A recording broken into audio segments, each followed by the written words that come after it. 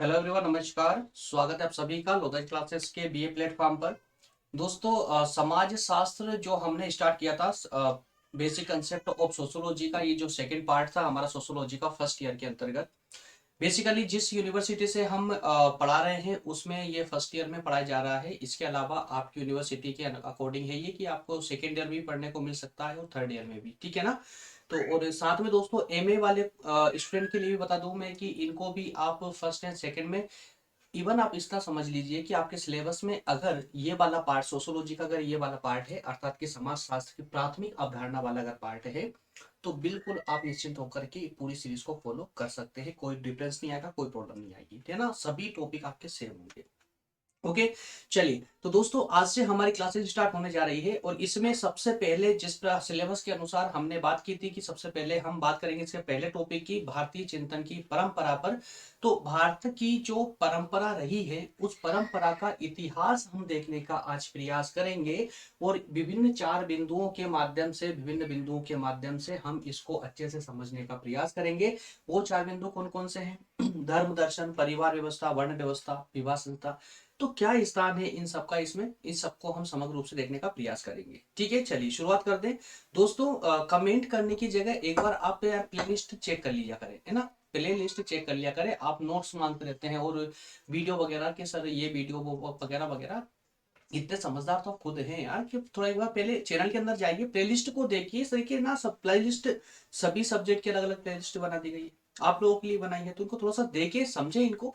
तो उससे क्या होगा कि आपको सभी अपने सब्जेक्ट के अनुसार सभी सब्जेक्ट आपको यहाँ मिल जाएंगे, जिसको आप क्रम अनुसार देख सकते हो सभी वीडियोस को। इसीलिए प्लेलिस्ट यहाँ पर बनाई है ना। जाकर एक बार उसको देखे ठीक से। चलिए शुरुआत करते हैं दोस्तों। सिलेबस के अनुसार ये हमारा प्रथम यूनिट में हम पहला ही टॉपिक आज स्टार्ट करने जा रहे हैं, भारतीय चिंतन की परंपरा।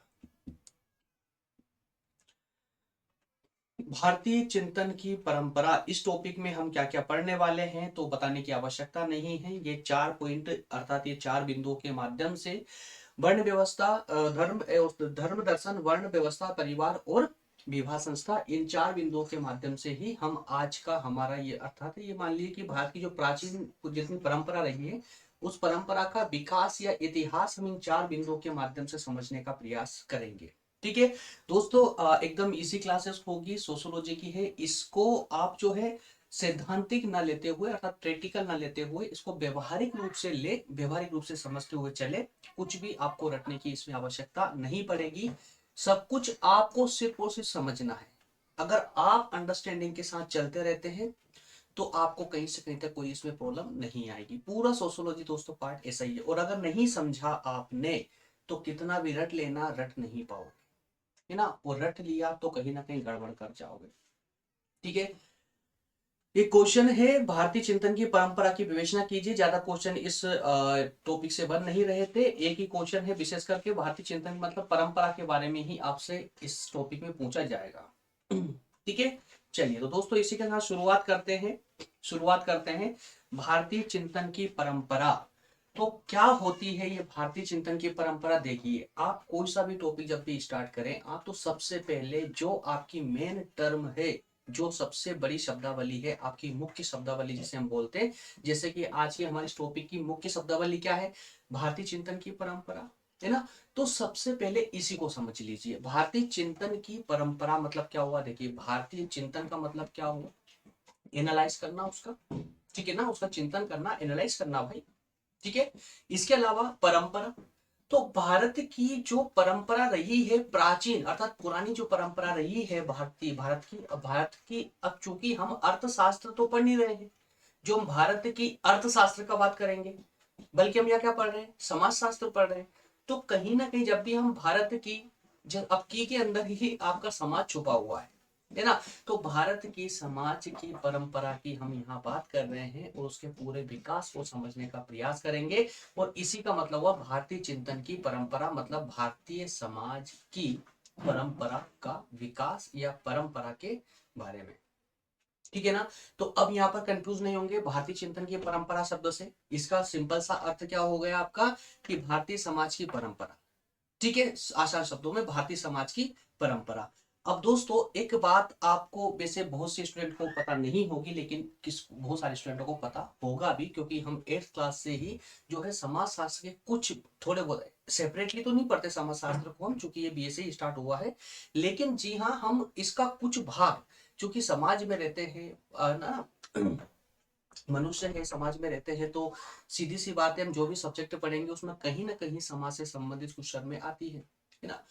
तो उन सब की अगर हम बात करें दोस्तों, तो आज आज क्या मतलब पूरे विश्व में प्राचीन समय से ही बात कर लें अगर हम, पूरे विश्व में मानव सभ्यता को, मानव सभ्यता समझ रहे ना, मानव सभ्यता या मानव संस्कृति को जन्म देने वाला अगर कोई देश है तो दोस्तों वो भारत ही है। कहने का अर्थ ये है कि भारत ही वो स्थान है, वो पावन भूमि है जिस पर सबसे पहले मानव सभ्यता का विकास हुआ या मानव संस्कृति का विकास हुआ। लोगों ने सांस्कृतिक रूप से जीना सीखा, एक सिस्टमेटिक तरीके से जीना सीखा। अगर ऐसी कोई भूमि है तो सबसे पहले वो भूमि कौन सी है दोस्तों? ये भारतवर्ष ही है, अर्थात भारत की ही ये भूमि है। ये जो हम कह रहे हैं ये कोई कोरी कल्पना नहीं है, ये सिर्फ कोई मिथ्या वचन नहीं है, बल्कि जो ये शब्द कहे जा रहे हैं इसका प्रमाण भी अर्थशास्त्र, माफ करना, समाजशास्त्रियों ने प्रस्तुत किया है। और क्या प्रमाण प्रस्तुत किया है? जिस प्रकार से दोस्तों भारत में हिंदू समाज के जो जितने भी वेद पुराण है, इनका इतिहास हजारों वर्षों का है। उससे भी आगे बढ़कर अगर हम देखें तो सिंधु घाटी सभ्यता, जिसे आज पूरी दुनिया जानती है, जिसका परीक्षण पूरी दुनिया कर चुकी है, सिंधु घाटी सभ्यता जो कि हजारों साल पुरानी सभ्यता है दोस्तों, वो भारत की एक ऐसी सभ्यता है जिसमें ऑलरेडी हजारों साल पहले शहरों का विकास हो चुका था। जब पूरा यूरोप अर्थात पश्चिमी देश, जिनकी संस्कृति को आज हम अपना रहे हैं ना, उन देशों में लोग एक जगह अर्थात कि व्यवस्थित रूप से रहना भी नहीं सीखे थे, ठीक से चलना खाना पीना नहीं सीखे थे। उस समय हम नगरों का निर्माण कर चुके थे, उस समय भारत में नगरों का निर्माण हो चुका था। ये सबसे बड़ा एक हमारे सामने प्रमाण है कि भारतीय भूमि पर सबसे पहले मानव सभ्यता का विकास हुआ। भारतीय संस्कृति सबसे पुरानी मानी जाती है पूरे विश्व में, है ना।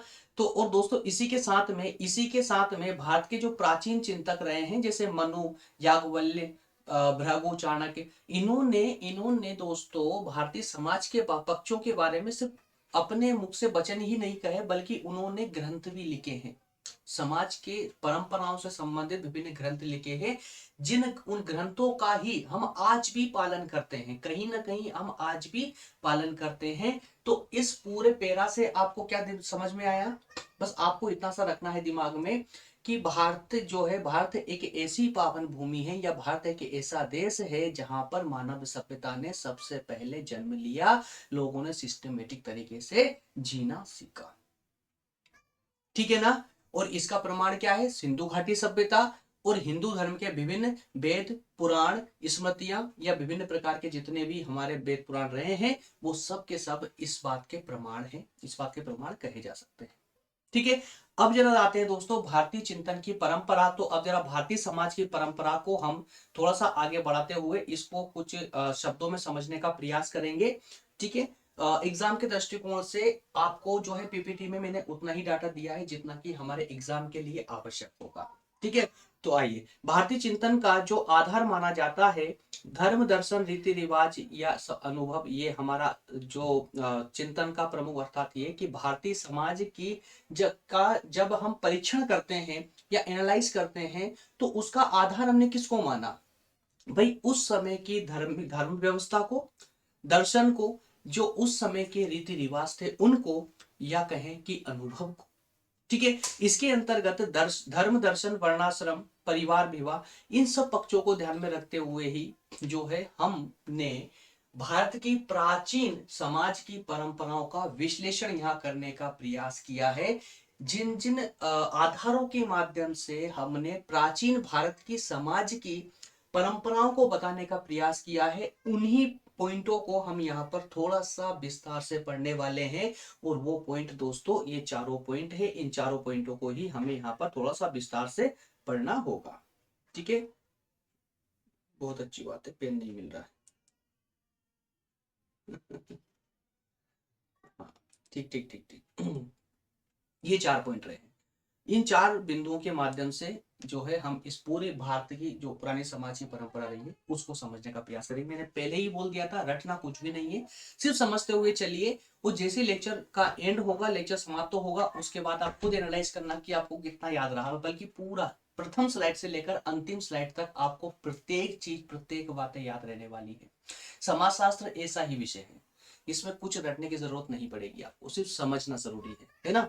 चलिए, सबसे पहले हम बात करेंगे धर्म एवं दर्शन की। धर्म एवं दर्शन की, तो दोस्तों जब हम धर्म और दर्शन की बात करें तो आपने एक बात तो कोट की होगी अभी तक की एनालाइज में, 5-7 मिनट जो हमने अभी बकबक की है, इसमें एक बात तो आपने देखा होगा कि जब भी हमने प्राचीन सभ्यता की बात की है, जब भी हमने प्राचीन समाज की परंपराओं की बात की है, तो उसको कहीं ना कहीं चारों, उसके इर्द गिर्द धर्म, धार्मिक व्यवस्था हमेशा घूमती रही है।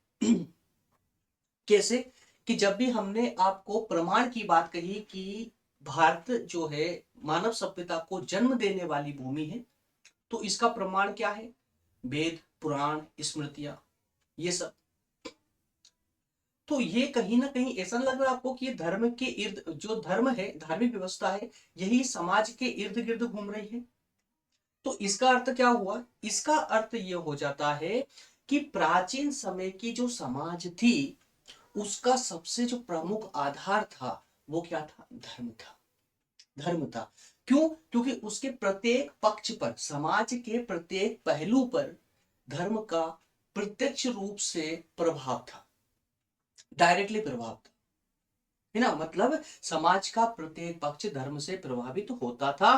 तो उस समय की जो व्यवस्था थी, समाज की जो व्यवस्था थी, उस व्यवस्था को, धर्म को, उस व्यवस्था में धर्म को केंद्र में रखकर, धर्म को केंद्र में रखकर वो सारी व्यवस्थाएं की गई थी। जैसे वेद, पुराण, उपनिषद, धर्म सूत्र, रामायण, महाभारत, गीता, पुराण, इन सब में दोस्तों धर्म, इन ग्रंथों में जो है इस प्राचीन उस समाज की व्यवस्था का पूरी तरह से विस्तार से वर्णन मिलता है। इन सभी वेद पुराणों में विस्तार से वर्णन मिलता है ना। जो वेदों में कहा भी गया है कि परमात्मा, देखिए अब धर्म का कितना प्रभाव है समाज के अंदर, हम उसकी बात कर रहे हैं। वेदों में क्या कहा गया था? वेदों में कहा गया है परमात्मा, जीवात्मा और प्रकृति, ये 3 विशेष शब्दों का व्याख्या यहाँ पर की गई थी। परमात्मा, जीवात्मा और प्रकृति। तो परमात्मा यानी ईश्वर,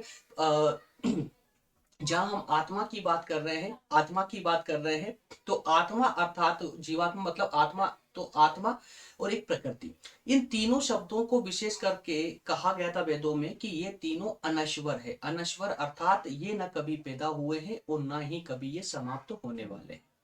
कहीं ना कहीं यहाँ पर जो है ईश्वर को विशेष महत्व दिया गया था, ईश्वर को विशेष महत्व दिया गया था। विश्व और ब्रह्मांड का कर्ता ईश्वर को ही कहा गया था, और कहा गया था कि इस पूरी सृष्टि का जो कोई अगर निर्माता है तो वो कौन है? ईश्वर है। अब देखिए, ईश्वर को यहाँ प्रधानता दी गई है, आत्मा को प्रधानता दी गई है, प्रकृति को प्रधानता दी गई है। तो अब यहाँ पर ऐसा लगता है कि इस पूरी समाज, जो प्राचीन समाज थी, या उस समाज की जो परंपराएं थी, जो रूढ़िवादियां थी, या कहीं के जितने भी उनके रूल्स एंड रेगुलेशन थे, वो प्रत्येक रूप से धर्म से प्रभावित हो रहे थे, है ना। और आगे एक बात और आगे अच्छे से क्लियर हो जाएगी, इन परंपराओं में धर्म का स्पष्ट प्रभाव देखने को मिलता है, स्पष्ट देखने को मिलता है। और कैसे देखने को मिल रहा है, जरा इस पर ध्यान दीजिए कि दोस्तों इन ग्रंथों की सहायता से, जो ग्रंथ, कौन से ग्रंथ, हम इन्हीं ग्रंथों की बात कर रहे हैं जो हमने ऊपर ये पढ़े हैं, वेद, उपनिषद, रामायण, महाभारत, गीता, पुराण, स्मृति, इन सब का प्रभाव इस कदर इस समाज पे रहा है कि इस समाज का सिद्धांत वगैरह, ये समाज के जितने भी पक्ष हैं, जैसे संयुक्त परिवार प्रथा, वर्ण आश्रम व्यवस्था, कर्म का सिद्धांत, गांव, पंचायत, पुरुषार्थ, धर्म, जितने भी पक्ष हैं समाज के, उन सभी पक्षों का वैज्ञानिक विश्लेषण जो किया जा रहा है वो किसके आधार पर किया जा रहा है? इन्हीं ग्रंथों के आधार पर किया जा रहा है दोस्तों, जिन ग्रंथों को हम साक्ष्य के रूप में प्रस्तुत कर रहे हैं। और प्राचीन सभ्यता की ही हम बात नहीं कर रहे हैं, बल्कि वर्तमान में भी देखोगे तो वर्तमान में भी भारतीय समाज के पक्षों का जितना भी वैज्ञानिक विश्लेषण किया जाता है, जितने भी शोध कार्य किए जाते हैं, उसमें कहीं ना कहीं दोस्तों इन वेद पुराणों का ही सहारा लिया जाता है।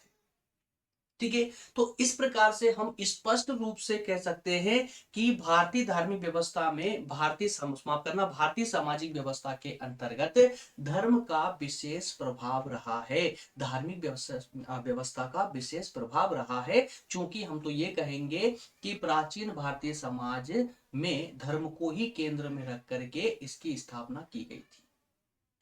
क्लियर है ना। चलिए नेक्स्ट की अगर हम बात करें, नेक्स्ट हो जाएगा वर्ण व्यवस्था। तो वर्ण व्यवस्था के बारे में शायद मुझे ज्यादा बोलने की आवश्यकता नहीं पड़ेगी, क्योंकि वर्ण व्यवस्था के बारे में सब लोग बहुत अच्छे से जानते हैं। अब इसको जो यहाँ पर समझाने का प्रयास है वो ये नहीं बताना है कि आपको वर्ण व्यवस्था क्या है, वर्ण व्यवस्था कितने प्रकार की होती है। आप सभी लोग जानते हैं कि 4 प्रकार की वर्ण व्यवस्था है ना। हम इसके महत्व की यहाँ बात कर रहे हैं कि इस वर्ण व्यवस्था का प्राचीन भारतीय समाज की परंपराओं में क्या महत्व था। तो दोस्तों ये जो वर्ण व्यवस्था जो है, जिससे पूरा प्राचीन समय से लेकर वर्तमान समाज तक जो पूरा व्यवस्थित हुआ है, जिसको पूरे एक आधार बनाया है, किसको, वर्णों के आधार पर पूरा समाज टिका हुआ है, वर्णों के आधार पर, है ना। ब्राह्मण, क्षत्रिय, वैश्य, शूद्र, ये चारों जो वर्ण बने हुए, उन वर्णों के आधार पर कहीं ना कहीं वर्तमान में उसकी झलक देखने को मिलती है ना। तो जो ये वर्ण व्यवस्था थी, दोस्तों, ये वर्ण व्यवस्था भी इससे विशेष प्रभावित थी। समाज का जो प्रमुख आधार था वो वर्ण व्यवस्था थी।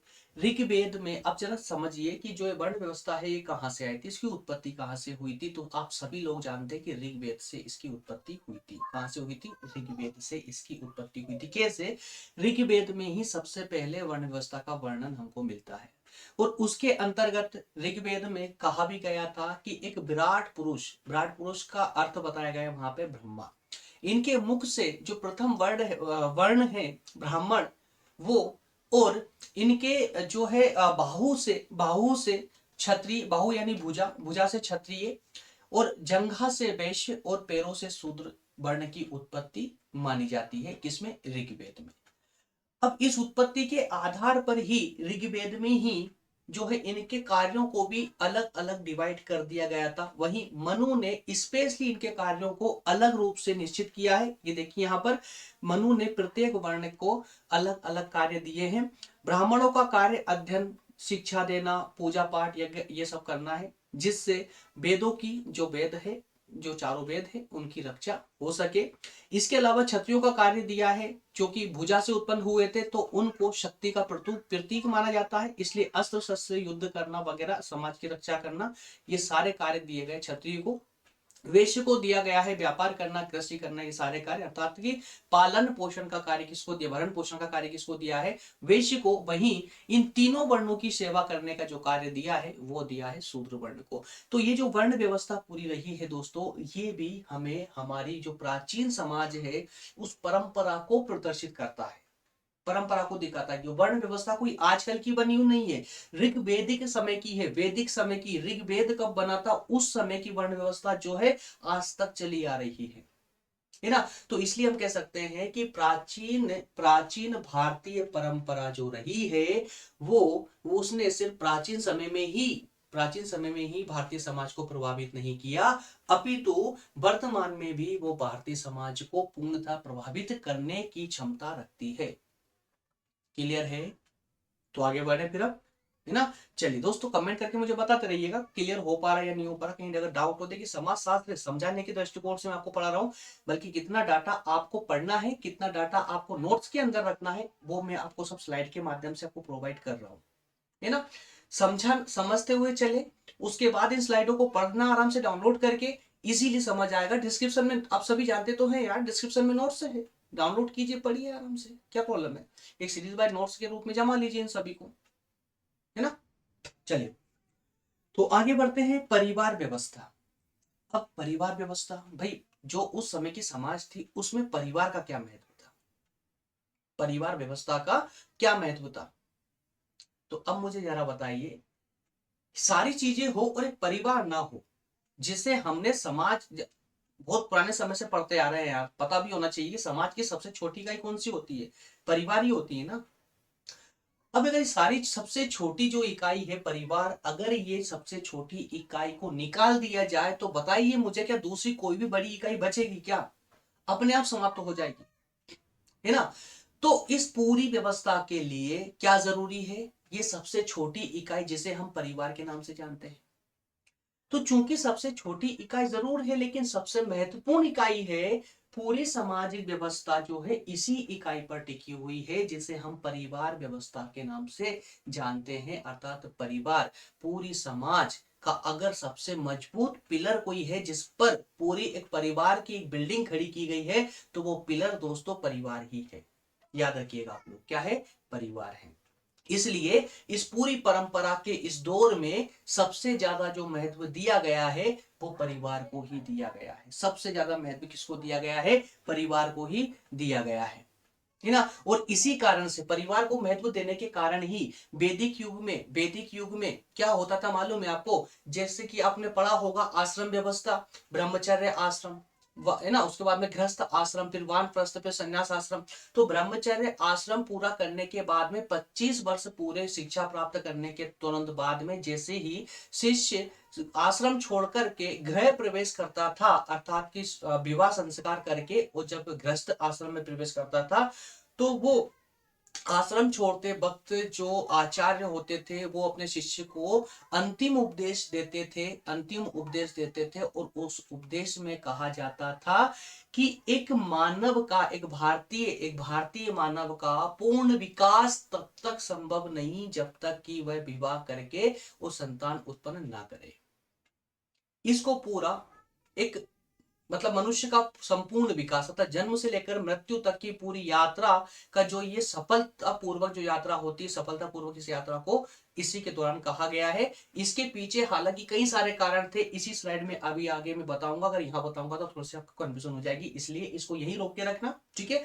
याद रखना आचार्य ने इस प्रकार के उपदेश क्यों देते थे, अगर वर्तमान के दृष्टि से देखें तो भी हम बताएंगे आगे, है ना। तो वैदिक युग में इस प्रकार से परिवार को इतना महत्व दिया गया था कि बिना विवाह के जो है किसी भी प्रकार से कोई भी मनुष्य जो है अपना जीवन की यात्रा संपूर्ण नहीं कर सकता, पूरा विकास उसका नहीं हो सकता। तो इस बात से हमें दिखता है कि परिवार का कितना उस समय महत्व था, ठीक है। स्त्री पुरुष दोनों को समान महत्व दिया गया था। यहाँ पर वे दोनों अलग अलग होते हुए भी उनको एक माना गया था, और दोनों के इस संबंध की जो स्वीकृति थी वो विवाह संस्कार के द्वारा प्राप्त होती थी। हिंदू समाज में आदर्श परिवार के अगर आधारों की हम बात करें दोस्तों, तो महाभारत आदि में मिलता है। माता बनने के लिए स्त्रियों की और पिता बनने के लिए पुरुषों की सृष्टि की गई। किसमें कहा है ये? महाभारत में कहा है। किसमें? महाभारत में क्या कहा है कि माता बनने के लिए स्त्रियों की रचना और पिता बनने के लिए पुरुषों की रचना की गई है। इस कारण वेदों का आदेश है कि धार्मिक क्रियाएं जो है पुरुष पत्नी के साथ मिलकर ही पूर्ण करे, क्योंकि विवाह के पश्चात स्त्री पुरुष का कार्य क्षेत्र अलग अलग नहीं होता है बल्कि दोनों एक ही होते हैं। तीर्थ जप दान व्रत सब में स्त्री का सहयोग अति आवश्यक है। और यहीं पर ही दोस्तों महाभारत में तो इतना भी कहा गया था कि बिना विवाह के एक कन्या चाहे जितने भी तप कर ले, चाहे जितने भी अच्छे कार्य कर ले, फिर भी उसे स्वर्ग की प्राप्ति नहीं हो सकती, ठीक है। तो ये सारी बातें जो है दोस्तों कहीं ना कहीं परिवार को ही महत्व देती है। ये जो प्राचीन समाज की जितनी परंपराएं हम देख रहे हैं, ऋग्वेद से लेकर के महाभारत तक के जितने पुराणों में हम ये व्यवस्थाएं देख रहे हैं समाज की, ये सब के सब परिवार के महत्व को दर्शाती है। किसमें? समाज में परिवार का क्या महत्व है। पुरुष के जीवन में पत्नी की इस धार्मिक महत्ता के कारण ही स्त्री को धर्म पत्नी के नाम से जाना जाता है। क्लियर हुआ है? तो हमने क्या देखा? परिवार का महत्व किसमें? समाज में। भाई समाज में किस प्रकार से परिवार का महत्व रहा है और क्यों देख रहे हैं हम ये लोग?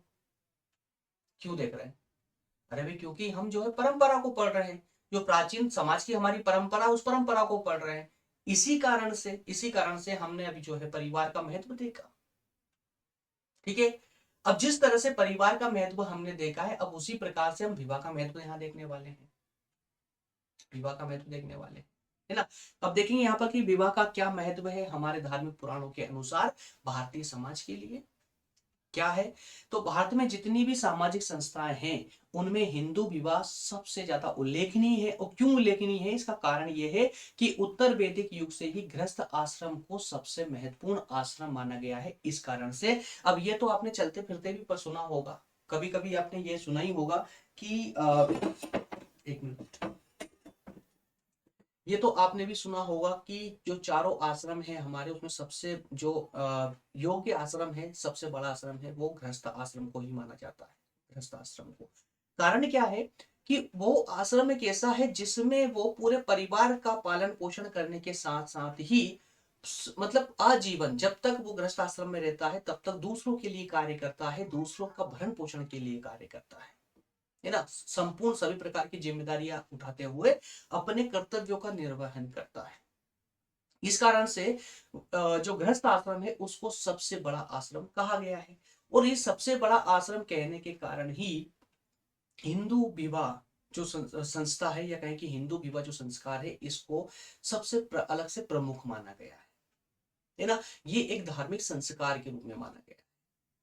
व्यास स्मृति में कहा गया है, व्यास स्मृति में यह भी कहा गया है कि कोई व्यक्ति अगर जितेंद्रिय होकर, अब दोस्तों जितेंद्रिय क्या होता है, जरा मैं इस वर्ड को थोड़ा सा एक्सप्लेन कर दूं जिससे आप कंफ्यूज ना हो।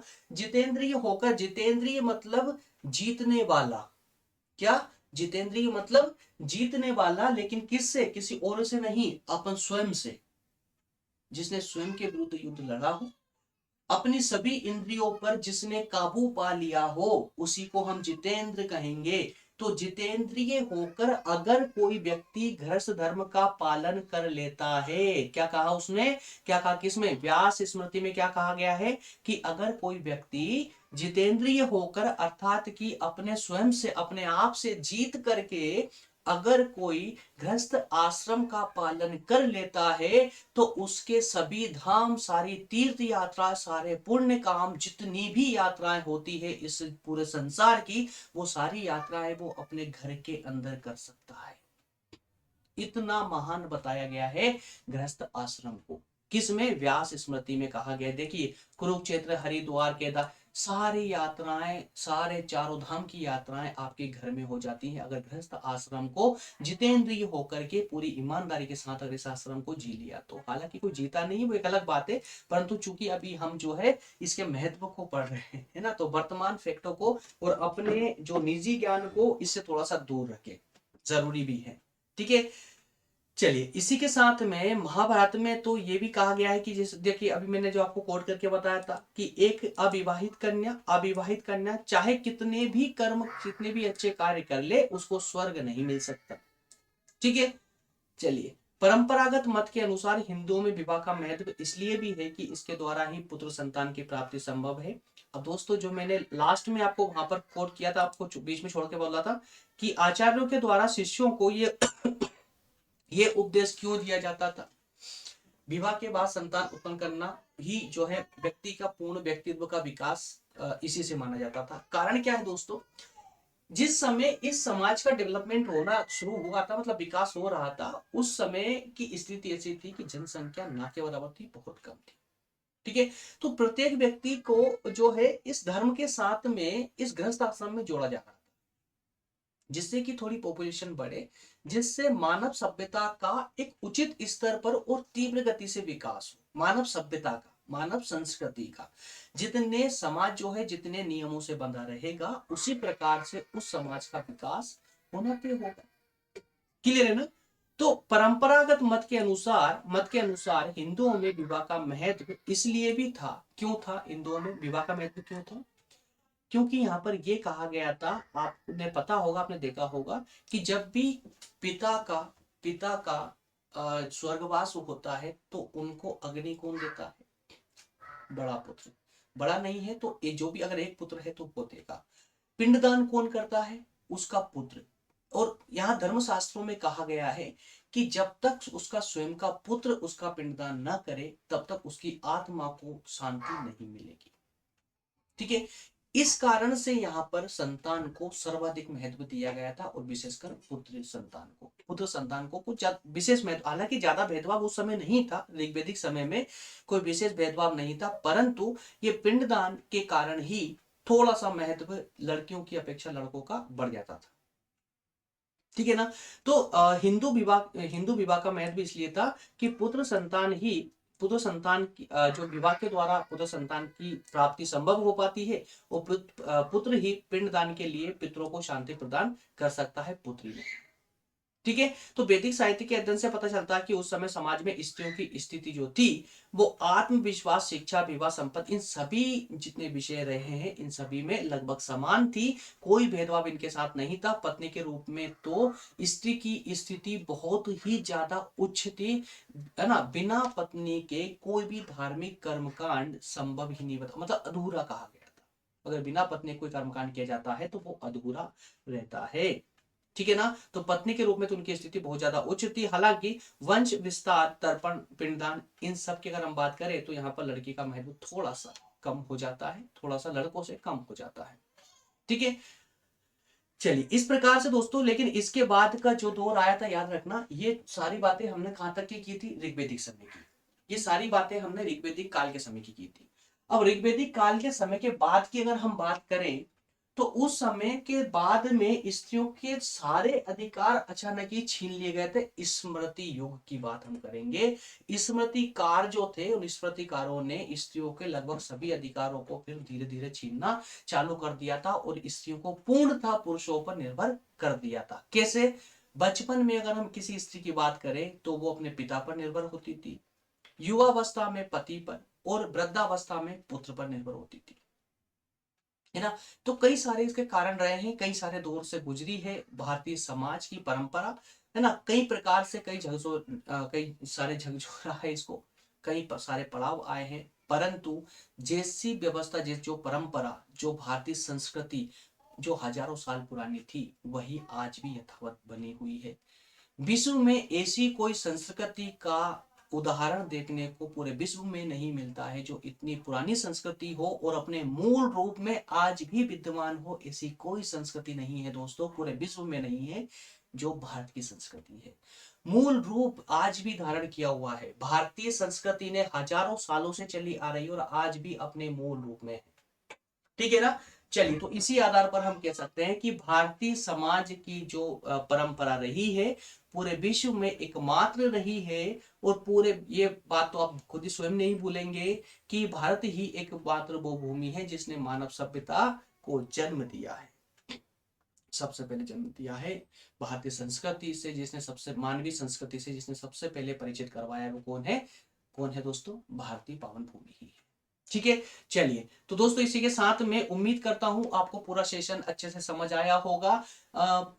दोस्तों, पहली क्लास ही है हमारी ये समाज शास्त्र की। जो दोस्त अभी तक बने हुए हैं मैं उनसे स्पेशली पूछना चाहूंगा, क्योंकि देखिए जो अभी तक बने हुए मेरी नजर में वो पूरी ईमानदारी से पढ़ रहा है और हमको फॉलो कर रहा है, तो उनके मैं उनका ही सपोर्ट करना चाहता हूँ। जो पहले जा चुके छोड़ करके या 10-20 मिनट देख करके निकल चुके हैं, या, है ना, तो वो ठीक है, उनके हिसाब से चलने दीजिए उनको। बाकी जो ने अभी तक मेरा लेक्चर देखा है, मतलब कि वो हमें फॉलो कर रहा है, वो उनको हमारे लेक्चर समझ भी आ रहे हैं। तो मैं दोस्तों सिर्फ आप लोगों से पूछना चाहता हूँ जो ईमानदारी से पढ़ रहे हैं और आप जो फॉलो कर रहे हैं, क्लास इसी प्रकार से टॉपिक के अनुसार लेंदी चलने दें।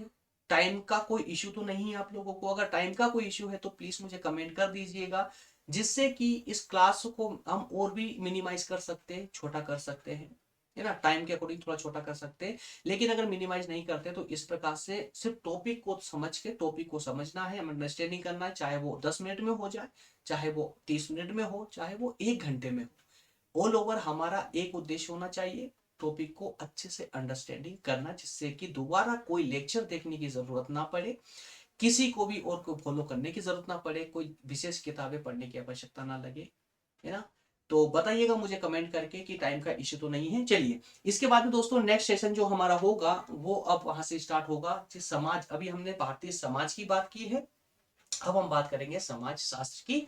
और अब अगर रियल रूप से देखा जाए तो समाज की हम प्राथमिक अवधारणाओं की बात करने वाले हैं कि समाज शास्त्र की जो प्राथमिक अवधारणाएं हैं वो कौन कौन सी है। तो अवधारणाओं को अब यहाँ से शुरू हम करेंगे। सबसे पहले समाज शास्त्र का अर्थ देखेंगे, अर्थ क्या होता है, समाज शास्त्र का अध्ययन कहाँ कहाँ तक है ना पॉसिबल है, मतलब कहाँ कहाँ तक इसका अध्ययन किया जाता है।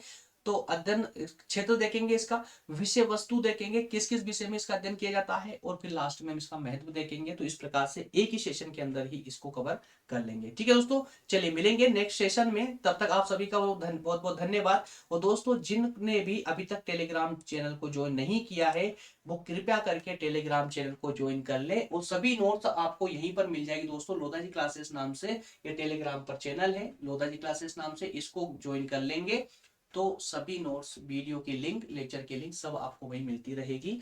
और कृपया करके हाथ जोड़ के निवेदन कर रहा हूं कि एक व्हाट्सएप या कमेंट करने से पहले एक बार आप प्लेलिस्ट को जरूर सर्च कर लिया। अगर किसी टॉपिक की आपको जरूरत है तो पहले कम से कम आपका सब्जेक्ट देखिए, प्रत्येक प्लेलिस्ट सभी सब्जेक्ट की अलग अलग नाम से बना दी गई है, उसमें जाकर के पहले आप उसको सर्च कर लीजिए। आपका टॉपिक नहीं मिलता है तो उसके बाद मुझे कमेंट करिए, तो वो ज्यादा उचित होगा यार, है ना। क्योंकि हजारों को पे कमेंट रिप्लाई अकेले कर करके ना थोड़ा सा इरिटेशन जैसा होने लगता है। ठीक है, चलिए मिलेंगे नेक्स्ट सेशन में दोस्तों, तब तक आप सभी का बहुत बहुत धन्यवाद, थैंक यू। बस अच्छे से पढ़ते रहिए, एग्जाम आ रहे हैं बहुत जल्दी, आपका ये पेपर होने वाला है, तो कोशिश करेंगे जल्दी से इस सेशन को कवर कर ले। ठीक है, बहुत जल्दी मिलने वाले नेक्स्ट सेशन में, धन्यवाद।